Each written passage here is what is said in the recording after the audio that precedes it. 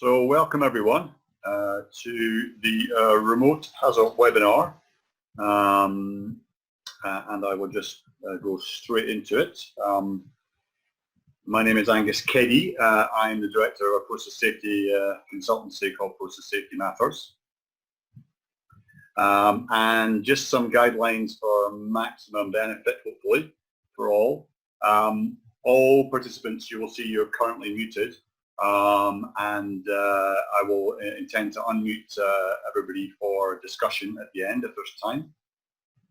Please make ample use of the chat function, which I'm working with Deborah Jarrett, my favourite scribe, and if you can direct questions to her as opposed to questions in general, she will be able to collate them and triage them and send them to me at the end, so that would be the most helpful if you could do that. If you can keep your video off during the presentation, the main benefit I think is in terms of bandwidth, so I'm going to show some videos myself, and it would be I think beneficial for that bandwidth for seeing the videos. So that's what I would suggest. As we come to the discussion part at the end and the questions, please feel free to turn them on again. I will try, if time permits, to answer a selection of questions, chat questions at the end, if anybody wants to pose any.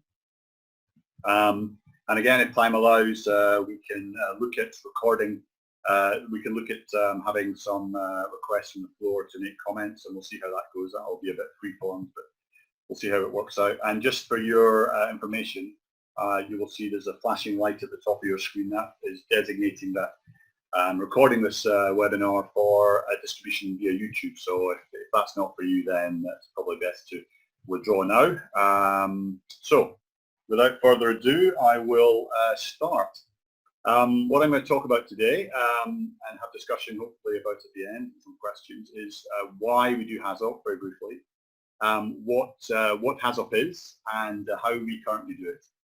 And then talking about the disruption that is COVID-19, how that's impacted things, the incremental adoption of new tools which are helping us make that transition into a sort of post-COVID world. Some views and observations that I've taken from remote HAZOPs that I have shared, which have either been partially or totally remote. The perils of avoiding the perils of remote HAZOP. So some little video clips that will help us all with that, how we can all contribute. And then just some concluding statements, questions, and discussion. So if you're up for that, then that's what we'll be talking about for about the next 25 minutes, half an hour. So why do we do HAZOP? Well, I think I'll just let this webcam footage of a Mexican process plant in 2012 do the talking.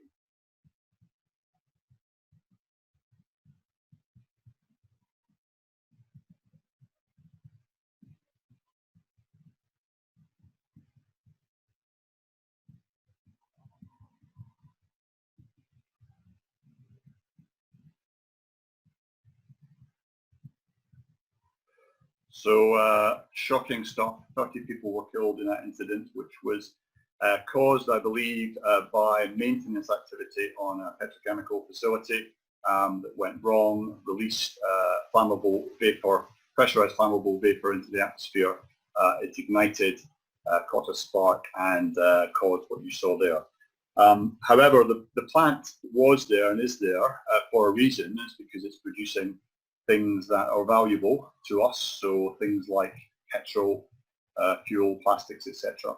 And so the only way not to have the risk of these things happening is not to have these facilities. So that's a choice that we make as a society, because we generate things that are useful, it creates jobs, creates wealth, but it has to be done in a measured way.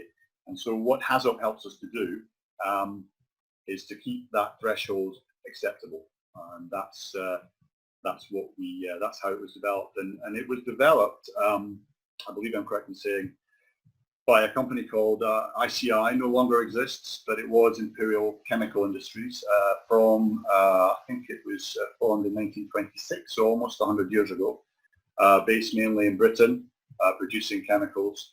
and at one point it was the largest manufacturer in the UK. Some of its plants are still around today under other guises with EOS, DuPont, etc. And so as a mature industry of high hazard processing, it had an accident fatality rate on the premise that it's producing useful things like Mexican plant, and things do go wrong and will go wrong, but it's keeping that acceptably low. And it was within its bounds for equivalent companies in the UK and around the world. In a mature industry, it's reasonable to expect that the trend would gradually taper down as you get more experience over time. Round about that time in the early 60s, they started to build and operate larger and more energetic continuous high processing facilities.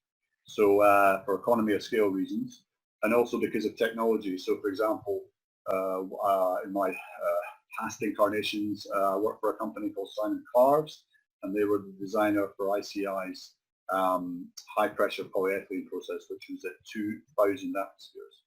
So you can imagine if that gets out, then it can cause lots of problems.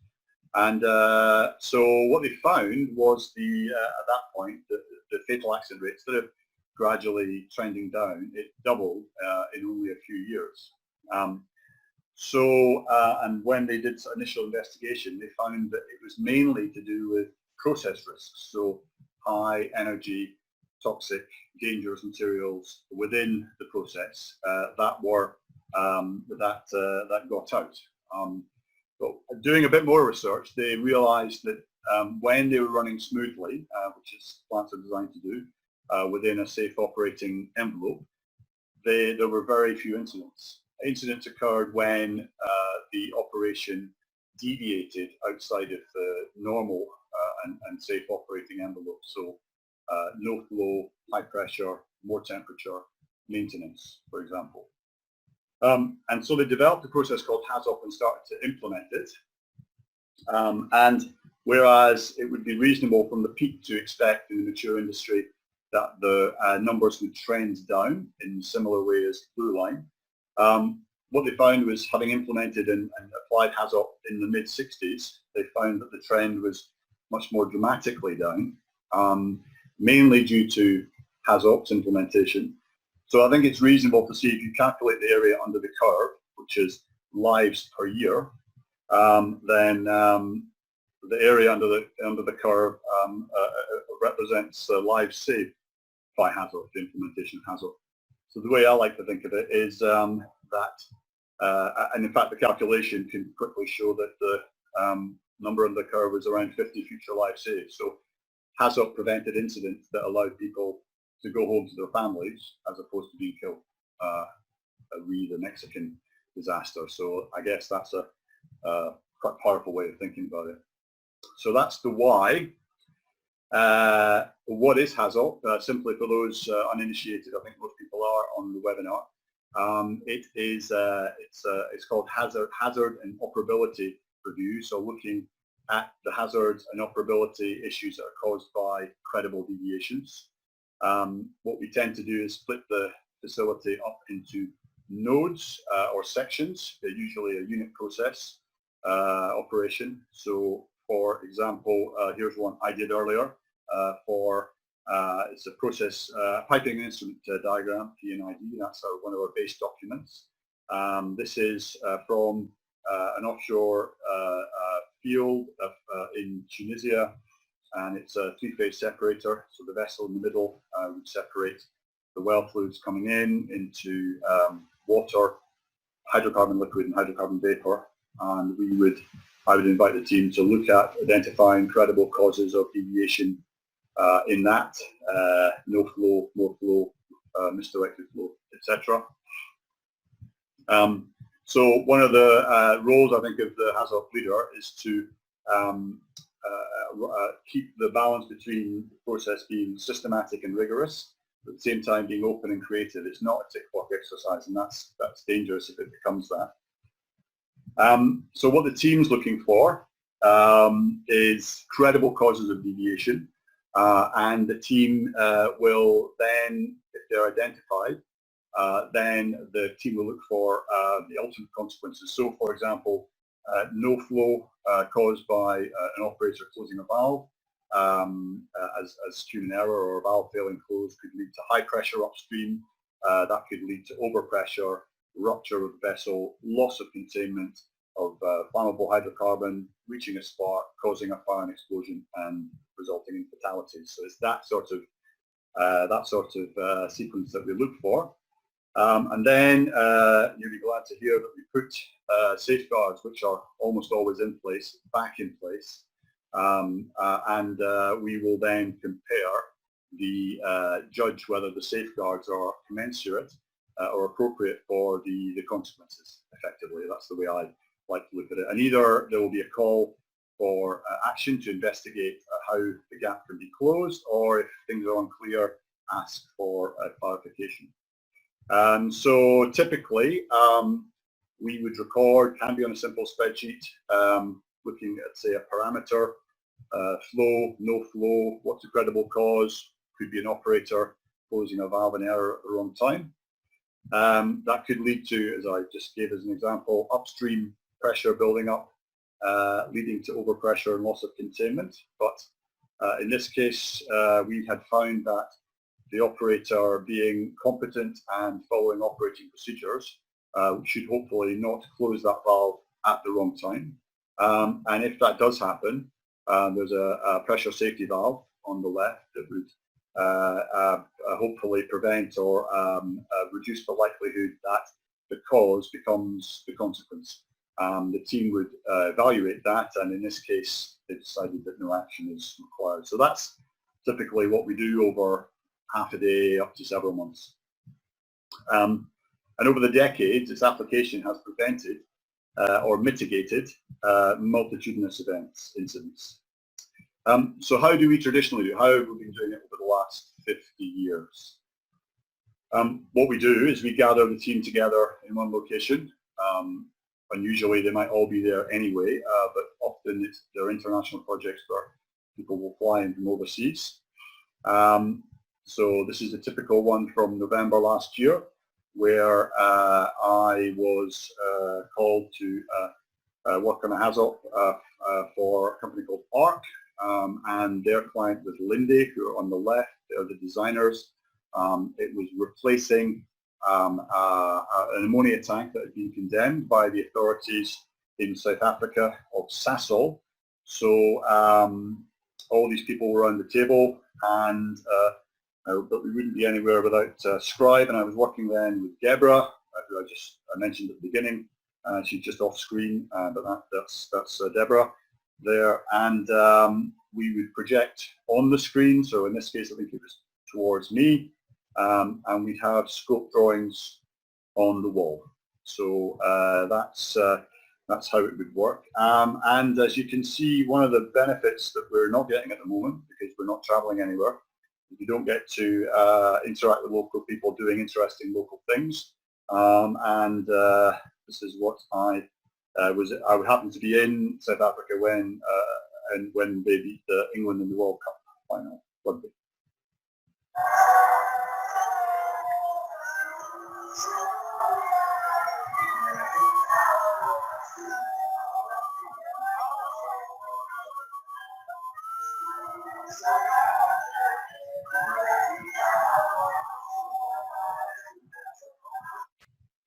Perhaps me wearing my Union Jack socks was a misjudgment, and if England had won, who knows if I'd be making this presentation to you now. But anyway, that's where we are. But about the same time, a novel virus transferred from animals to humans and then from humans to humans, and only 6 months later, we're in a situation where there are millions of cases of COVID-19 reported in hundreds of countries and resulting in hundreds of thousands of deaths, and also no real prospect of a cure, certainly this year. So that's had a severe curtailment understandably, on one of the main vectors, which is air travel, and particularly international air travel. So the UK Foreign Commonwealth Office advice of last week was that we should not travel internationally in all but essential cases, and in many cases it's not possible to go to countries because you have to quarantine, and that's not just defeats the object of traveling to an extent. So planes are grounded, travel is difficult, and flights have come down, and you can see it from the beginning of the year. All flights have come down by about 60%, but international flights, if you look at the Singapore, the green element, have come down by more than 90%. So when it came to March, I, like everybody in the world, was concerned about coronavirus. My own age, 56, so I'm kind of still relatively healthy, but my mother is 83, so that's a concern, and also my wealth looking forward, because most of the stuff I'd done had been international, which is great, but that's now currently stopped. So, but also 2 months ago, I had never even heard of the main platforms that are now being used, and we're using it now, to do remote conferencing. So Microsoft Teams and Zoom, massive increase in the last couple of months. But then when I stepped back and thought about it, I realized that in fact, the technology that we are using has, in most cases, been around for quite a long time. So just a bit of a pop quiz here, and feel free to shout at your screens. When did we first use the telephone? So is that your final answer? Okay. Almost 150 years ago. What about video conferencing? Almost as old as I am. The internet? Positively middle-aged. And even screen sharing. So 2007. So a lot of things, we have the technology, we've had them all for a long enough time for them to become established and robust. So we've been incrementally adopting them. There are perils, and I'll talk about how we can all try to avoid them within a meeting, within a remote meeting.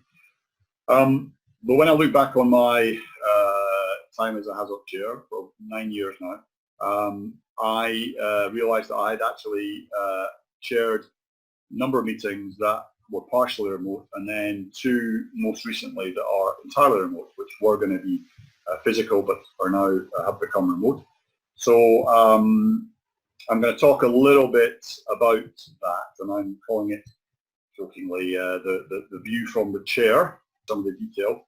So the very first one that I was involved with, I think, was 2015, so 5 years ago, and Shell, a company called ERM Consultant, were tasked with carrying out excuse me, periodic HAZOP for Shell for their Carlu FPSO, floating production storage and offloading facility based in the North Sea.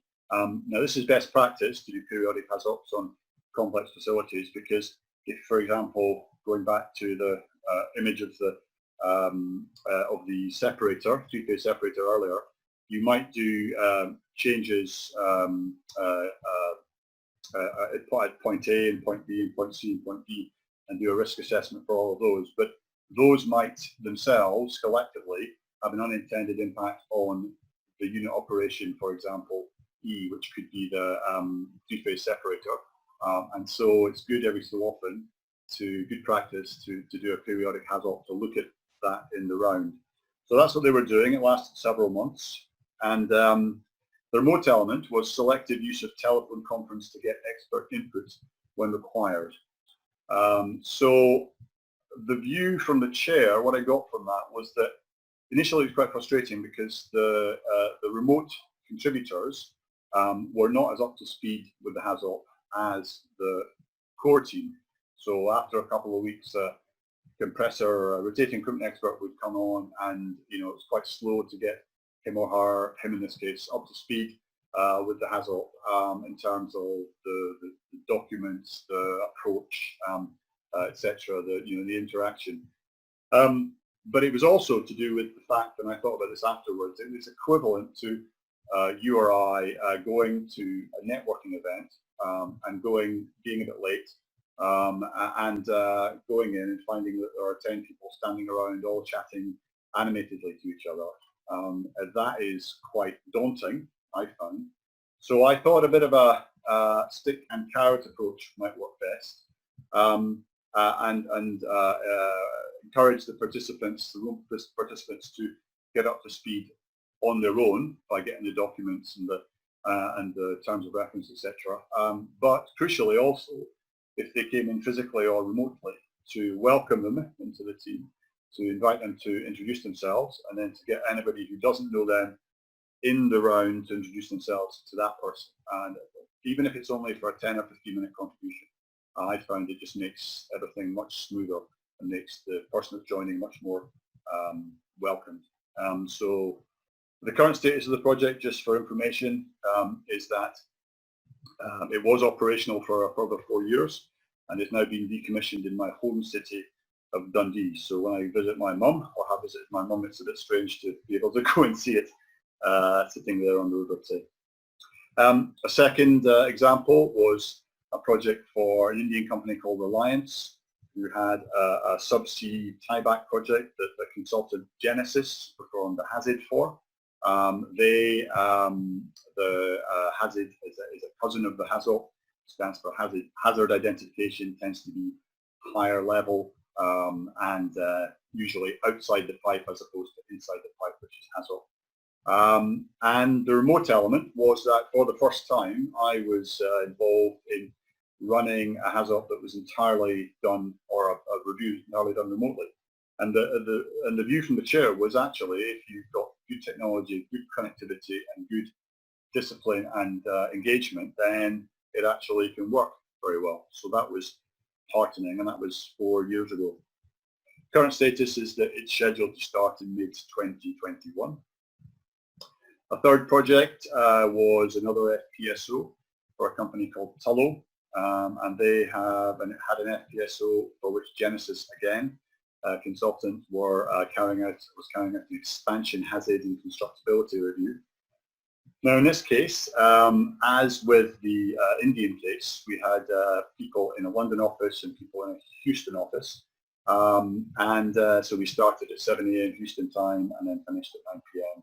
UK time over 2 or 3 days. And the view from the chair there was that I found, being in the room with the Genesis mainly people, then I was engaging more with them than the people on the screen. Just because you're more aware, your sense is taking more stuff, as we'll talk about that a bit more later. So I then, I think, noticed that, and then dealt with it by over-connecting with the remote participants, so until that became the proper habit, until it was a level playing field. So that was, I thought, quite interesting. The current project is shelved due to lower oil price and vessel turret problems. A fourth example is outside of my traditional industry, oil and gas, in the sugar factory. So taking sugar beet in East Anglia and turning it into sugar. This was a project where it's a very integrated facility, and they wanted to further integrate it by recovering the heat from their flue gases, their waste gases, turning it into steam and turning it into heating for glass houses to grow tomatoes, for example. The remote element was that although we were all physically present, one of the key participant, a process design engineer, was phoning in from Australia. And because of the time difference, when we finished at 5 p.m, for him it was 2 a.m. So although he was bold enough to tank himself up with caffeine and Red Bull, nevertheless, I noticed after about midnight his contribution dropped off, his engagement, his effectiveness dropped off, and I think my view personally is that we need to try to push back on extreme time differences, and if people are working when they'd normally be asleep, I think that's problematic. So current state is not known, at least not by me. A fifth partially remote project, which was end of last year, beginning this year, was a project for Linde again, via ARC again, and it was a cracker project, so taking gas from a Russian gas field, turning those low molecular weight hydrocarbons into olefins. So as you remember from your O-level chemistry, you cleave off high heat, cleaves off the hydrogen from, for example, ethane, C2H6 to ethene, or ethylene, which is a double bond, and then that is the feedstock for polyethylene plants, which are elsewhere and turning into plastic, mainly for the Chinese market. So the remote element was most of the people were in the room in Munich, but some there were the client, Sabur client, and Lindy from Munich. But Lindy has an engineering design office in Baroda in India, and the connectivity wasn't great, such that they weren't the guys there were able to contribute and talk, but not see the screen. So that was really difficult in the sense that the way that HAZOPs I think tend to be done is that you'll talk around the cause, consequence, safeguard scenario, and then gradually record it. Somebody like Deborah, as a scribe, would record it on the screen, and but then if a participant can't see the screen, that has to be communicated to them. So I was then find myself describing or telling the guys in Broder what was on the screen, and then there was some iteration. It was just really inefficient and quite stressful. So the message for me was let the team see the screen if at all possible. The EPC phase is ongoing, so more about that in a minute. And then finally, in terms of remote learning, the project from Sabur has gone completely online, so we've been doing that for the last 3 weeks, and we'll start again. So the first fully remote project I was involved with a couple of months ago now, when COVID started shutting everything down, was an African metal ore mine, sulfuric acid plant. So sulfuric acid is used to turn ore into base metal. And Satarla, a consultant with a focus on the mining industry, were tasked with carrying out a process hazard assessment for an operator. The remote element was that consultants, including myself, were remote from each other, and the client was in Africa altogether, and there was a remote connection using Zoom, as we are now. The view from the chair was that because it's new, because things can go wrong, because it's a learning curve, certainly, at least initially, shortening the working day is a good idea. Secondly, use of a scribe. In this scenario, absolutely, because there are so many things to do. It's almost like you've got a buddy system in the sense that although the scribe is recording and you are presenting, the scribe is able to help with all the additional things that come with remote working. So identifying who'd like to contribute, to toggling between the different screens, and to be available. If they are remote from you, then if you drop out, they can take over for a bit and vice versa. So that's really helpful for that, I think. And finally, in a project where the facility already exists, then make ample use of the site-based participants, because they can go out, as was done in this case, and to make videos with commentary that can help improve the process that you're going through. The current status is that the project is in the construction phase. Slide that addresses that for this project.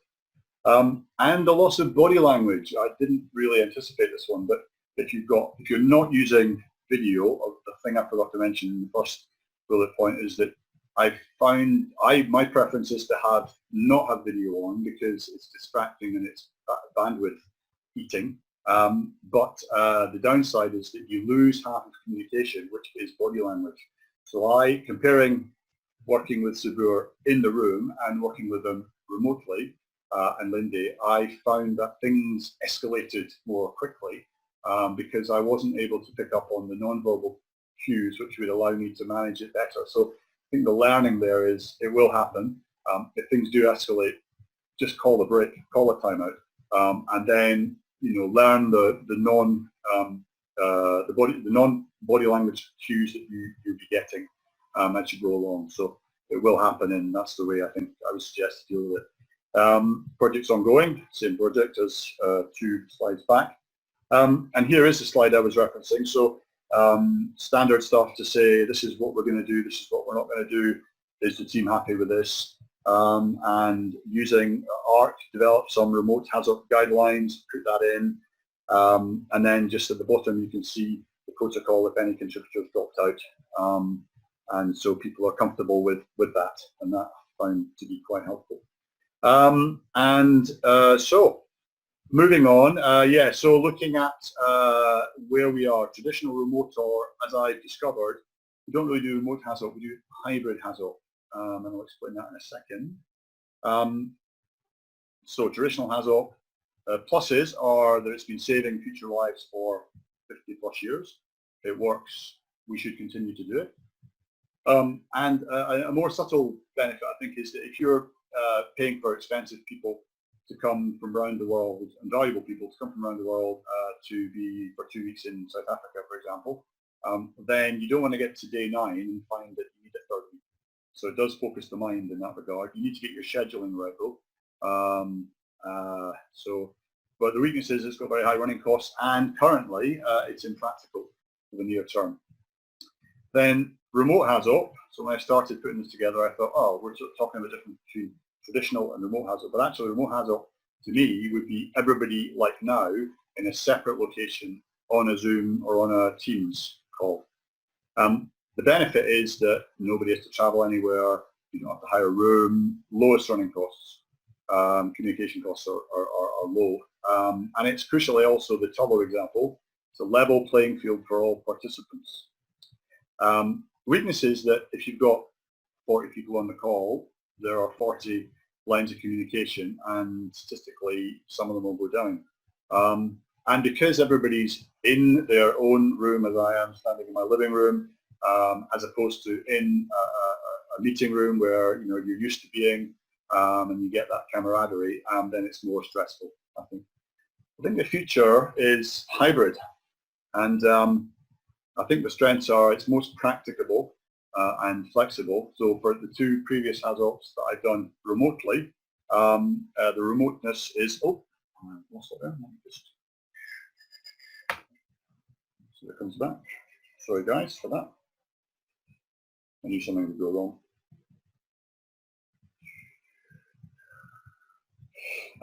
Most practical and flexible, because in the Satarla HAZOP, we were working where I was remote, the other consultants were remote, the client was in a room together, but remote. And then in the Lindy HAZOP, I'm remote, the Lindy people in Munich are the hub, there are 2 people there, some people calling in from Baroda and calling in from the clients, some of whom are together, but they're all remote from the host. The downside is that you need to make sure if you are in the room with the people and you're sharing, then I think you need to think, oh, I'm going to be drawn to focus on the people in the room. I need to think about engaging with the remote participants. If you remote yourself, it's not such an issue. Okay, so thanks to David Jameson. I think David's on the call, and he, when we were talking about some little vignettes, videos to help us we can all avoid the perils of non-video screen sharing hybrid HAZOP. So we want to get into the Zoom zone, but there are many ways that we may not be in the Zoom zone, at least initially. So you saw a bit of a glitch there where I pressed the wrong button and went back off screen mode, so that was relatively minor, but there are lots of things that can go wrong. And there are some little vignettes here from professionally made demonstration video that can help us to see what we can all do to make the remote non-video HAZOP a success. So firstly, crucially, and this is the same for physical HAZOP, make sure that you arrive on time. Who's here? Tyler's here. That's here. Okay, the purpose of today's meeting is to discuss the, I'll be able to do it in like 30 minutes. John has joined the meeting. Hi John, I was just trying to go over the purpose of today's meeting. So secondly, check your login details are valid, and it's probably good to do that with Zoom. If somebody sets up a meeting, allow people to join, as I have done here, without being invited in, so that then you can check that you're in. Or you can go in the waiting room as well, I guess, but do that ahead of time. Otherwise, you'll be late, or you'll be frustrated, or you won't be able to participate. It's Paul here. So invite. Put in your access code. No, that's your PIN number. It should be a 9-digit number. Try pressing the pound key. Paul Has joined the meeting. I think the default should be that everybody should be on mute. And usually here I'm muting everybody initially, but I think it should ultimately, in HAZOP, it has to be a choice thing that you should unmute before preparing to contribute. So initially it's easy to forget that you're on mute and start speaking. John, are you guys taking distributions? John? Oh, my bad. I was on mute. Let me start over. Try not to talk over each other. This is difficult, but it's important. Any questions before we move on? Yes, this is Beth. What's our best plan of attack for the second quarter? Question actually should do. Oh, go ahead. Oh, I think what we should do. It actually depends on how you look at it. Because it really comes. And then after you've contributed, mute again to cut out background noise. In my case, as I said, it could be a police siren, hopefully not involving me, but certainly background noise. And other ones are just annoying and avoidable. Finance is looking great. Paul, do you have any comments on staffing? I was thinking about that because we get a few more contractors. Rex, get down. No, I feel like when I'm type that up, then I will. And as always, try to avoid distractions. You're there for a reason, and try not to be distracted. So I prepared a presentation. I'm sharing it with all of you. You should be able to see it on your screen right now. Got it. And as always, and this is true for a physical HAZOP as well, but in a virtual one, it's easy to hide. If you were to choose to do that, best not to. That's it, guys. Beth, you'll send out a recap email that could have basically taken the place of this whole meeting, correct? Yep, always do. Yeah, thanks for doing that, Beth. Dave, been here the whole time? So just before I conclude, it's about time, it is a disruption for us. We've talked about that, and we are moving forward into an area, into a time of uncertainty for everything, and HAZOP is not excluded from that. So I thought I would search back in the last 100 years for some of our political icons to see what they had to say that could encourage us to thrive in times of disruption. And I was heartened to find that some of them actually had an interest in HAZOP, believe it or not. So if you look at Lenin, the leader of Russia during and after the revolution in 1917, he had said, apparently, there are decades where nothing happens to HAZOP, and then there are weeks where decades happen. So yeah, he was anticipating where we are today, 100 years later.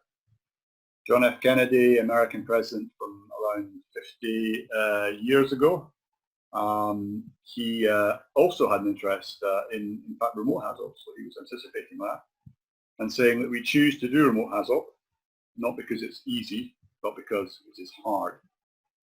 There's a rumor he was talking about the American space program, but I'm not sure. So to conclude, I would say we need to keep doing HAZOP. HAZOP has saved countless future lives over its tenure, and it's still around today because it does that and is very effective.